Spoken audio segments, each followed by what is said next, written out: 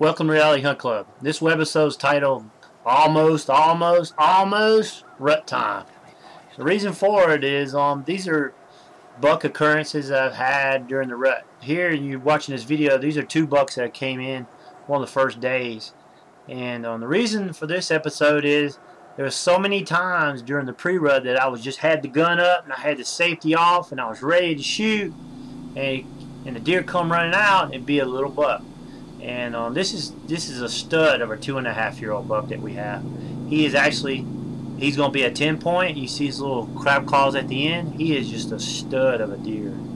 And sure enough, he come running over. He's running those does off that feeder, and he chased the does quite a bit. I've got about 3 or 4 more minutes of him. So sitting in this stand, and I like the pre-rut better than the rut personally, because the pre-rut, the does aren't receptacle to the bucks, and so the bucks are running around looking for the does that are the first ones going to come in. You know, it's like a bell curve, and 10% of your does are going to come in, and then 80% going to come in at one time, and then the 10% is going to be your last time. So those bucks are running around looking for those 10%. If you can find a good mature doe, like the way I like to find them is ones that have big fawns, the fawns that lose their spots the first, the does that have the fawns on the cameras the quickest in May. You know, those are the does that are coming in first, and that's the areas I like to locate. And there is one of those does in this area, and this 10 point, he's just a phenomenon. And Chuck actually videoed, I think this video here, he's sitting in there with one of our members who's 70 years old. And I think Chuck had to take the gun away from him because he kept trying to shoot the deer. He's like, but he's good, he's good. And Chuck's like, no, he's not outside the ears. We like 3.5 outside the ears, 4 points, or better on one side. He's not outside the ears. So hopefully this guy will make it, because I'm excited to see what he produces into next year. So let's see.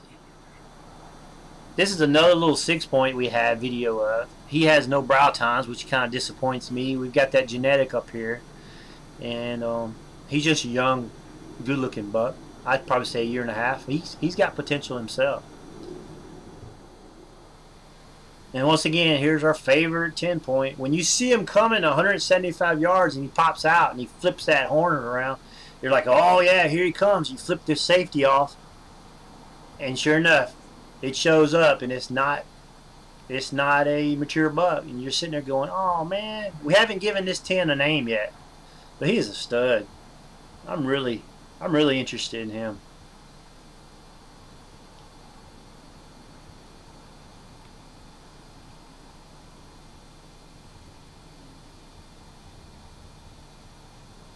He's just easing down to that feeder.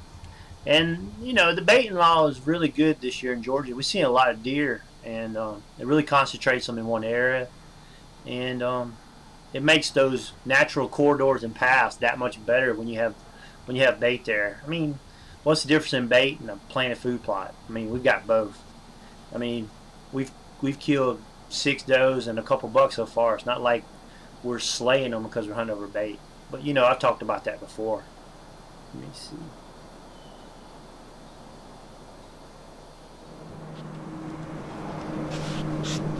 This is interesting. You probably heard him snort.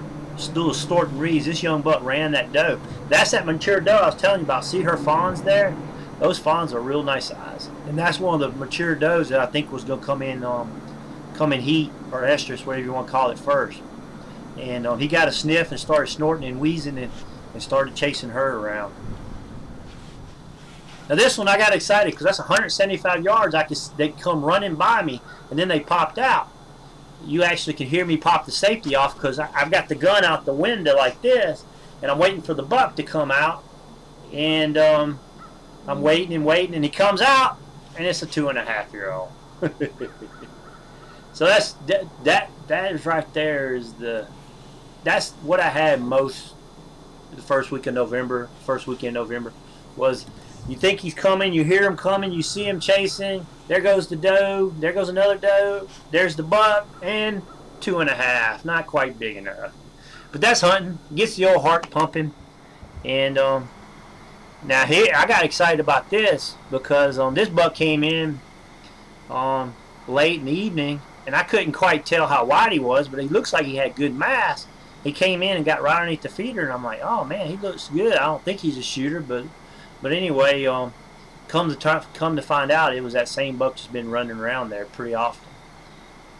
So he's finna flip his head around. You're gonna see what kind of stud it is. So obviously, I'm seeing deer. Saw a lot of deer, just not seeing the big deer.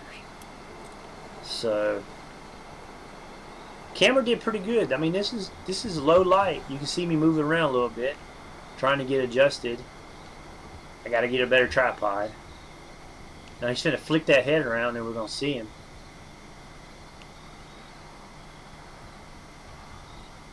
He's going town on that corn though. See, there he is. Real good mass. Real good mass. Nice little 6-point.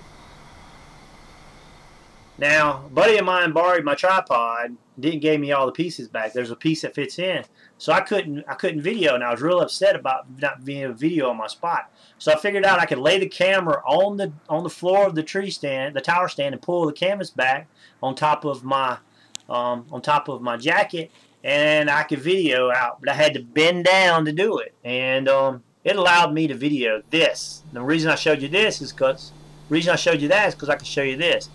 Now, first shooter buck shows up. If you see him, he's in the far back center, about halfway up the top.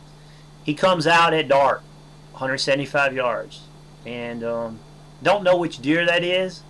I could have shot him right there. It's still legal light, but I just didn't know which deer it was, and I felt like it was a pretty good deer, and I still don't wish I shot. I mean, I could have shot it. That's a hard shot late in the evening with trying to find your crosshairs in the scope and all that.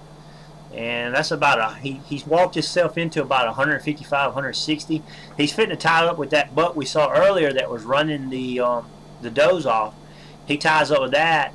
And I know these are dark, grainy photos, but I thought it was pretty cool. The camera did pretty good. You can actually see his posture, so you know he's a good-sized deer. And I don't know quite which one that is, but I could ground check that one and probably be happy with the horns, just because of his behavior. And the camera's starting to have a little problems. And let me see, we're about done. They fight a little bit and run off, and about 2 minutes later, they actually popped out at the feeder, and I couldn't tell which one was which, and it was really dark. Camera couldn't even pick them up, so I chose just to let them go. Hunt them another day.